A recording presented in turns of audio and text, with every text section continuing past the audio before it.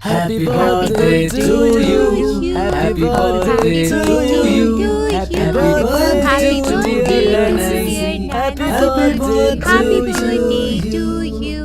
Happy birthday to you. Happy birthday to you. Happy birthday to dear Nancy. Happy birthday to you. Oberoi family ने आज अपने घर में बहुत बड़ी पार्टी रखी थी क्योंकि उनकी बेटी का आज 5वां जन्मदिन था। बहुत मन्नतों के बाद उनके घर में बेटी ने जन्म लिया था, इसलिए वो अपनी बेटी से बहुत प्यार करते थे। बर्थडे पार्टी खत्म होने के बाद नैन्सी अपने गिफ्ट्स खोलने लगी।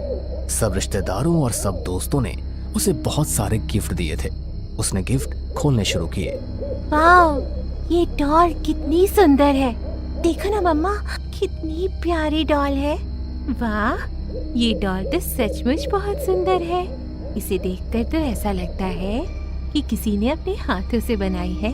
दिखाओ तो जरा, किसने दिया है ये गिफ्ट तुम्हें? पता नहीं मम्मा, इस पर किसी का नाम नहीं लिखा। ऐसे कैसे किसी ने अपना नाम नहीं लिखा? खैर, जाने दो। रात बहुत हो गई है तो तुम भी अब सो जाओ, वरना सुबह स्कूल जाने के लिए उठोगी नहीं। ओके मम्मा, गुड नाइट। निधि ने अपनी बेटी के माथे पर किस किया और उसके रूम की लाइट्स ऑफ करके अपने रूम में चली गई। लेकिन नैन्सी को नींद नहीं आ रही थी। उसका मन बार बार उसी डॉल के साथ खेलने का कर रहा था। लगता है मम्मा सो गई। अब मैं आराम से अपनी डॉल के साथ खेल सकती हूँ। नैन्सी ने अपनी साइड टेबल पर रखे लैम्प को जलाया और डॉल के साथ खेलने लगी। मैं तुम्हारे लिए और बहुत सारी ड्रेसेस खरीद कर लाऊंगी। मेरे पास जो पिंक फ्रॉक है, मैं तुम्हारे लिए भी वैसा ही फ्रॉक लेकर आऊंगी। क्या तुम सच कह रही हो? ये आवाज? तुम डरो मत, मैं एक अच्छी डॉल हूँ और मैं तुमसे बात भी कर सकती हूँ। तुमने मेरे बारे में सोचा, तुम मुझे बहुत अच्छी लगी, इसलिए अब मैं हमेशा तुम्हारे साथ रहूंगी। डॉल नैन्सी से बात कर रही थी।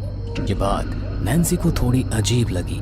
वो बहुत ज्यादा घबरा गई, इसलिए उसने डॉल को अपने बिस्तर पर रखा और अपने मम्मी पापा के रूम की तरफ चली गई।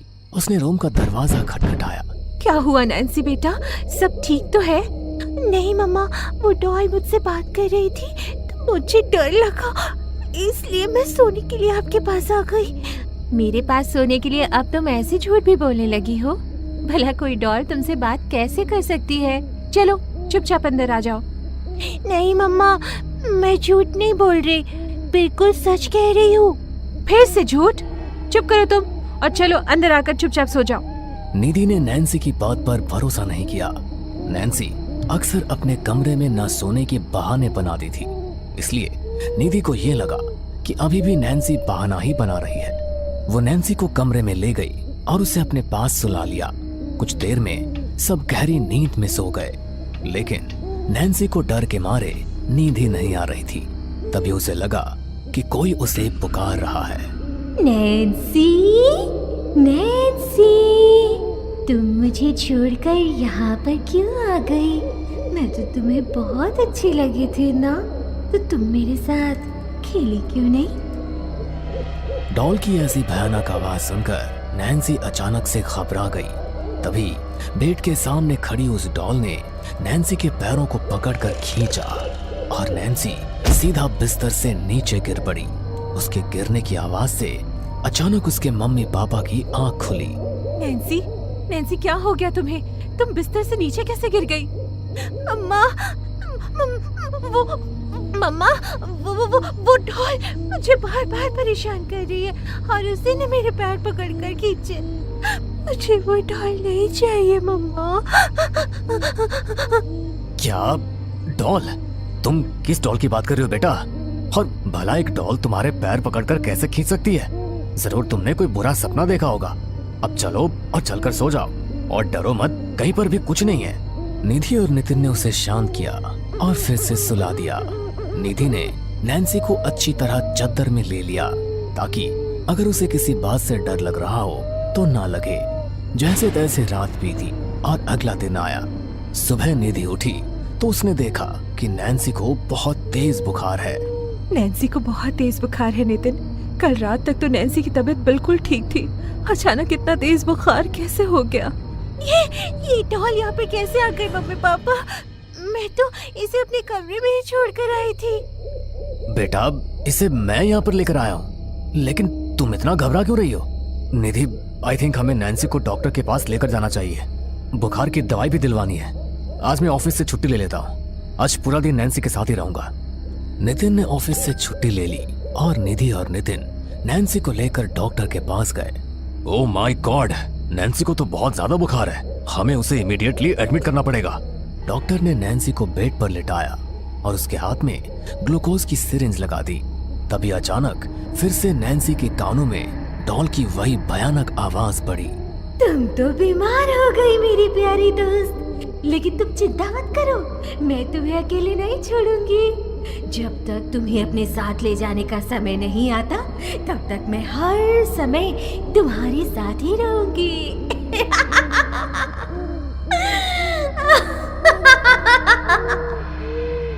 डॉल की आवाज सुनकर नैन्सी अचानक से सहम गई। उसने इधर उधर देखा तो उसके बेड के साइड वाले टेबल पर वही डॉल रखी हुई थी। नैन्सी उसे देखकर इतनी ज्यादा डर गई कि जोर जोर से चिल्लाने लगी।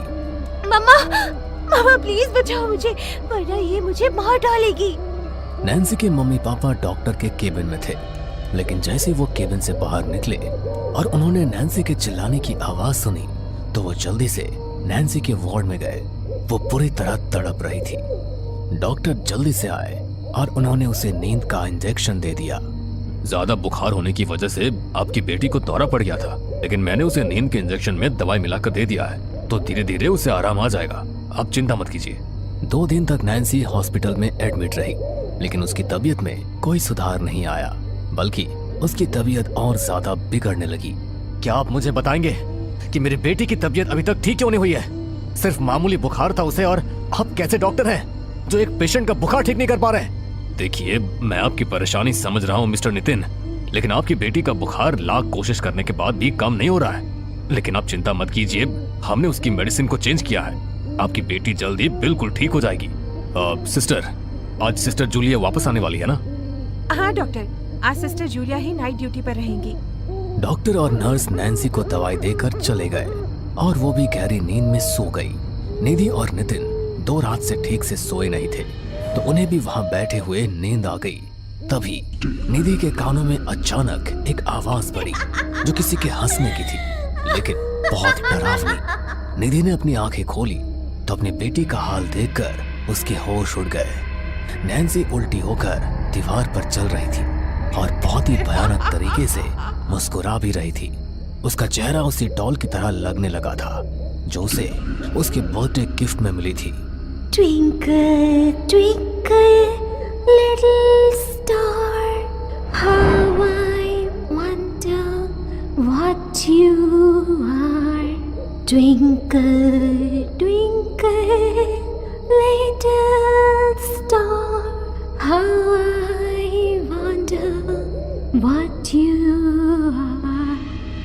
नैन्सी, नैन्सी बेटा, ये क्या कर रही हो तुम? तुम वहाँ पर कैसे गई? नैन्सी नहीं हूँ मैं तो डॉल हूँ, और नैन्सी भी अब हमेशा के लिए मेरे साथ ही जाएगी, क्योंकि वो मुझे बहुत अच्छी लगी। मेरा कोई दोस्त नहीं है, तो अब नैन्सी मेरी दोस्त बनकर हमेशा के लिए मेरे साथ ही रहेगी, एक दूसरी डॉल के अंदर। सिस्टर!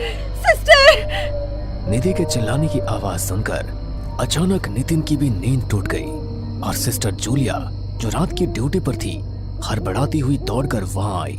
लेकिन जब तक नितिन और सिस्टर जूलिया को कुछ पता चल पाता, तब तक नैन्सी वापस अपने बिस्तर पर आकर लेट गई थी, जैसे अभी कुछ हुआ ही नहीं था। निधि, क्या हुआ तुम्हें? तुम इतनी जोर जोर से चिल्ला क्यों रही थी? हाँ, क्या हुआ आपको? मैं भी डर गई। सब कुछ ठीक तो है ना? वो डॉल नैन्सी। क्या वो डॉल, वो नैन्सी? मुझे कुछ समझ नहीं आ रहा है। निधि ने नैन्सी की तरफ डरते हुए देखा तो नैन्सी ने उसे देखकर बड़ी ही भयानक स्माइल दी, लेकिन वो इतनी सहम चुकी थी कि कुछ बोल ही नहीं पाई। तभी जूलिया ने निधि से कहा, लगता है आपने कोई बुरा सपना देख लिया है। आइए मैं आपको रेस्ट रूम तक लेकर चलती हूँ। आप थोड़ी फ्रेश हो जाएंगी तो आपको अच्छा लगेगा। नर्स जूलिया निधि को रेस्ट रूम ले गई, लेकिन जैसे वो निधि को लेकर अंदर गई वैसे ही निधि के गले में होली क्रॉस का एक लॉकेट डाल दिया। ये क्या कर रहे हो तुम?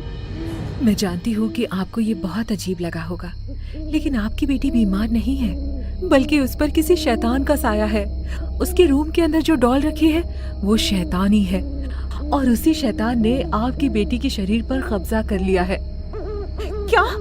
हाँ, और ये कोई रेस्ट रूम नहीं बल्कि अस्पताल में भगवान की पूजा का कमरा है, इसलिए वो शैतान यहाँ पर नहीं आ सकता और ना ही हमारी बातों को सुन सकता है। हमें अभी के अभी आपकी बेटी को उस शैतान से बचाना होगा, क्योंकि कल नो मून नाइट है। अगर हमने इसे आज नहीं बचाया तो कल उसे बचाना बहुत मुश्किल हो जाएगा। लेकिन उस शैतान से हम मेरी बेटी को कैसे बचाएंगे? बचाएंगे, जरूर बचाएंगे, क्योंकि मेरे पास गॉड के वचनों की ताकत है। बस जैसा मैं कहती हूँ वैसा ही करना। जूलिया ने अपने बैग से कुछ सामान लिया और निधि के साथ नैन्सी के कमरे की तरफ गई। उसने कमरे के दरवाजे पर होली क्रॉस लटका दिया और कुछ वचनों को पढ़ती हुई कमरे के अंदर गई तो डॉल के अंदर का शैतान सतर्क हो गया और नैन्सी को चोट पहुंचाने लगा। तुझे क्या लगा कि मुझे तेरी चाल समझ नहीं आएगी? मुझे इस लड़की को अपने साथ लेकर जाना है तो मैं लेकर जाऊंगा, और मुझे इस काम के लिए भेजा गया है तो मैं अपना काम अधूरा नहीं छोड़ूंगा। नैन्सी के मुंह से शैतान की आवाज में ये बातें सुनकर उसके माता पिता के होश उड़ गए थे। तभी जूलिया ने नैन्सी पर पवित्र जल का छिड़काव किया तो वह शैतान नैन्सी के शरीर से निकलकर निधि की तरफ बढ़ा, लेकिन जूलिया ने पहले से ही निधि के गले में होली क्रॉस का लॉकेट डाल दिया था, जिस वजह से शैतान निधि के शरीर में प्रवेश ही नहीं कर पाया। तो वो नितिन की तरफ बढ़ा, लेकिन नितिन ने अपने शरीर पर जनेऊ धारण किया था, जिसके प्रकाश से ही वो शैतान बौखला गया।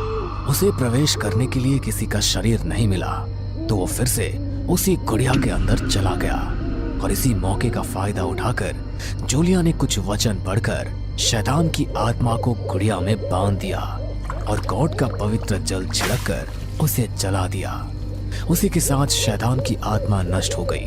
कुछ दिन बाद नैन्सी की तबीयत भी ठीक हो गई, लेकिन अभी तक ये पता नहीं चला था कि नैन्सी को वो गुड़िया किसने गिफ्ट की थी और कौन था जिसने उस गुड़िया के जरिए नैन्सी पर शैतानी आत्मा हावी करवाई थी। तभी कुछ दिन बाद ये खबर आई कि नैन्सी की best friend Manali car accident में मारी गई, लेकिन हैरत की बात ये थी कि उसकी गाड़ी में भी वैसी ही डॉल थी जैसी नैन्सी को उसके बर्थडे पर गिफ्ट मिली थी। उसकी मौत सबको नॉर्मल नहीं लग रही थी, इसलिए उन्होंने पंडित जी से पूछताछ की तो पता चला कि मनाली ने ही वो शैतान डॉल नैन्सी को गिफ्ट की थी, और वो उसे खत्म करने के बाद वो निधि को भी मारने का प्लान बना रही थी, क्योंकि वो नितिन से कॉलेज टाइम से प्यार करती थी। लेकिन नितिन ने निधि से शादी कर ली। ये बात मनाली से बर्दाश्त नहीं हुई, इसलिए वो बस इस बदले की भावना में उन्हें खत्म कर देना चाहती थी।